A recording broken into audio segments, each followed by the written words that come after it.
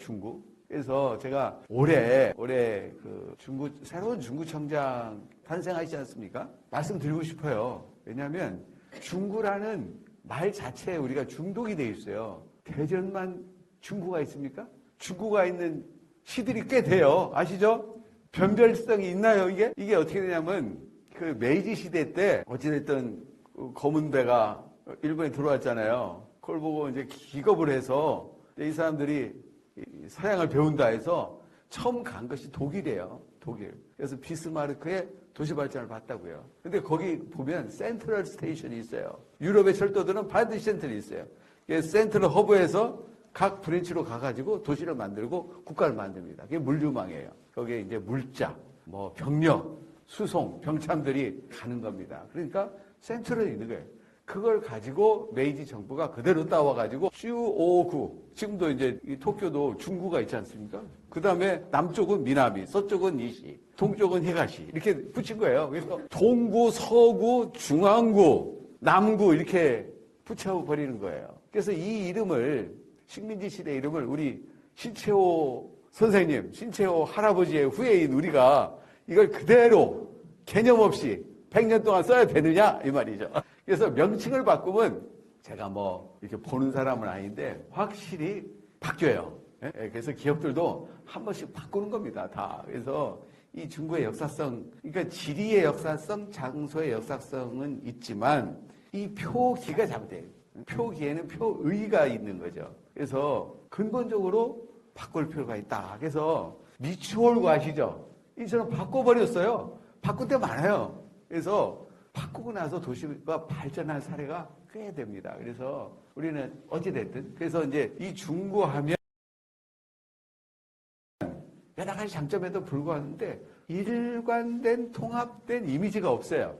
그걸 이제 마케팅에서 포지셔닝이라고 합니다. 포지셔닝. 하나 하면 딱 떠오르는 게 있는 거죠. 삼성. 딱 떠오르잖아요. 말로 표현하기는 어렵서 그게 떠오른다 이 말이에요. 기아, 현대, LG 떠올라요. 그래서 설명을 하면 좀 말하기 좀 불편한데 떠오르는 이미지가 있다고요. 그래서 이 마케팅이라는 거, 브랜딩이라는 것은 내가 생각하는 것이 아니라 상대방 인식 속에 자리하고 있는 위치이기 때문에 중구를 마케팅한다. 중구에 투자를 땡긴다. 예술인을 모신다. 할 때 중구는 뭐냐고 물어보는 거지. 변별력이 없어요. 유성구 변별력 있습니까? 있어요. 유성 있어요. 유성하면 떠오르는 이미지가 대한민국 국민들한테 있다 이 말이에요. 대덕구 있습니까? 없습니까? 있어요. 차별화된 이미지가 있어요. 어찌됐든 대덕구. 근데 이 중구, 이게 부산 중구인지 서울 중구인지 그 다음에 일본의 중구인지 또 뭐 유럽의 센트럴인지 이거 센트럴 스테이션이 있는데 이게 어떤 중구냐 이 말이에요. 그 다음에 요즘 인터넷으로 검색해 중구 변별력이 없습니다. 그래서 새로운 중구 시대는 요 중구 명칭부터 리브랜딩, 리포지셔닝의 아주 중요한 정점입니다. 그래서 지명 계층도 생각을 해볼 필요가 있어요. 그래서 통합된 개념이 없으면 자치행정국은 열심히 합니다. 열심히 해요. 그리고 문화경제국도 열심히 해요. 복지환경도 해. 근데 무엇을 하는지 국민들이 알기는 어려워요. 아침에 출근해서 열심히 합니다. 뭐 하여튼 의회도 있고 또 뭐 구청장 계시고 주민들도 계시고 하니까 열심히 일해요. 근데 이제 다 보면은 축제는 했는데 무엇을 위한 축제 이게 애매한 거지. 효문화 정말 좋은 전통문화 자산 아닙니까? 근데 이게 통합된 이미지가 없는 거 이게 굉장히 중요한 거죠. 그래서 우리가 올해 생각해볼 것들입니다. 우리 중구가 다 좋은데 이게 중심지가 어디냐 이 말이에요. 중심지가. 예? 이 중심이 왜 중요합니까?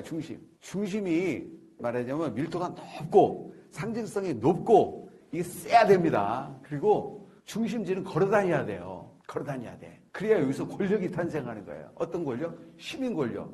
차를 타고 다니면 권력이 생성하지 않아요. 이게 속도의 역습인데 잘 생각을 해봐야 돼요. 우리가 지금 이 자동차 속도, 자동차의 자본, 자동차의 어떤 문화에 이게 중독이 되어 있습니다. 근데 한번 보세요. 세계가 걷는 도시예요. 불란서 이달구 시장이 15분 도시를 만들고 있잖아요. 그게 불란서뿐이 아니고 베들린도 그렇고 런던도 그렇고 프랑크푸르트도 다 중심지는 걸어다닙니다. 대부분 걸어다닙니다. 브라질조차도 얼마나 땅이 큽니까? 다 걸어다닙니다. 걷는 도시예요. 왜냐하면 차 타고 다니면은 쇼핑을 안 해요. 지금 중구청 앞에서 저 대전역 쪽으로 쭉 보세요. 중앙 차선 있잖아요. 그건 멋진 차선이에요. 간선 차선이죠. 근데 지선을 보세요. 지선에서 소상공인들이 장사 잘 된다는 것은 그 지선에서 내려서 뭘 사 먹든지 마시든지 해야 되는데 다 지나간단 말이죠. 다 지나가. 예? 그런 비효용적인 구조가 어딨냐 이 말이에요. 그래서 중구청 앞을 15분 도시로 딱 세팅을 해 놓으면 그것은 이제 차량을 양방향을 일방향으로 돌린다든지 또 되도록이면 이제 걷는 쪽으로 간다든지 몇 단위 블럭은 시범적으로 전면적으로 얼마나 시민들이 즐거워합니까? 걷는 해방감이 있는 거잖아요. 제가 강대훈이가 말한 1km 법칙이 있어요. 그래서 수직거리 1km. 그럼 보통 6블럭이 나눠져요. 한 편에 300m씩 3블럭, 1블럭 정도 있으면 대규모 상권이 형성이 됩니다. 긴자도 그렇고 다 마찬가지예요. 노팅힐 영화 있잖아요. 노팅힐 거기도 마찬가지고 1km. 지금 1km가 안 되는데 어디냐면 유성 톨게이트에서 월드컵 축구 경기장 있잖아요. 그 도로 앞에다 갖다 놔가지고 상권이 들어갈 틈이 없어. 쇼핑도 안 돼. 아무것도 안 돼요, 거기. 그걸 1km 뒤에다가 밀어놨으면 엄청난 로데오 타운이 됐을 거예요. 거기 아울렛을 갖다 놔도 잘 되고, 백화점을 갖다 놔도 되고, 종합타운을 갖다 놔도 잘 돼. 근데 도로 앞에다 갖다 놔가지고 갈 수 있는 방법이 없어요.